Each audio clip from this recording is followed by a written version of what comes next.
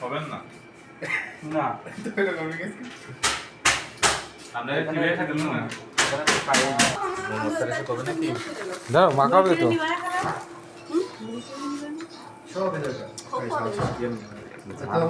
দেখছি না ঝালই লাগবে না ঝাল হবে না নিজে ভয় পাতে ঝাল হবে না মুড়ি কত জানিস ভাই